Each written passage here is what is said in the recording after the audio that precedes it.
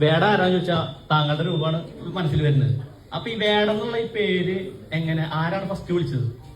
അയ്യോ, വേടം എന്നുള്ള പേര് എന്നെ ആദ്യം വിളിച്ചത് എന്റെ ഇപ്പോഴത്തെ ഞാൻ താമസിക്കുന്ന പഞ്ചായത്തിന്റെ പ്രസിഡന്റ് ഉണ്ട് ബൈജേട്ടനാണ് എന്നെ ആദ്യമായിട്ട് വേടം എന്ന് വിളിക്കുന്നത്. കാരണം ഞാൻ ഇച്ചിരി കുറുമ്പനായിരുന്നു ഞാൻ ചെറുപ്പത്തില്. അപ്പോ അങ്ങനെ വീണൊരു പേരാണ് വേടം എന്ന് പറഞ്ഞിട്ട്. പിന്നെ എന്നെ എല്ലാവർക്കും അങ്ങനെ പേര്, എന്റെ ശരിക്കുള്ള പേര് ആർക്കും അറിയില്ല. ഞാൻ പഠിച്ചതും എന്റെ ഗ്രാമത്തിലുള്ള ഒരു സ്കൂളിലാണ്. അപ്പൊ എന്റെ ഗ്രാമത്തിലുള്ള കുഞ്ഞുമക്കളാണ് എന്റെ കൂടെ അവിടെ പഠിക്കണത്.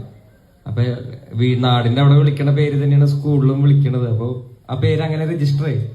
പിന്നെ ഐ ബിക്കേം ആൻ ആർട്ടിസ്റ്റ്. അപ്പൊ ഞാൻ എന്റെ തൂലികാനാമം ഇതാക്കാം എന്ന് തീരുമാനിച്ചിട്ടാണ്. പിന്നെ എല്ലാവർക്കും വേണമെന്ന് അറിയില്ല. എന്റെ ശരിക്കുള്ള പേര് ആർക്കും അറിയില്ല. ചേട്ടൻ അറിയോ? അറിയാം, Hirandas Murali. Yes yes yes.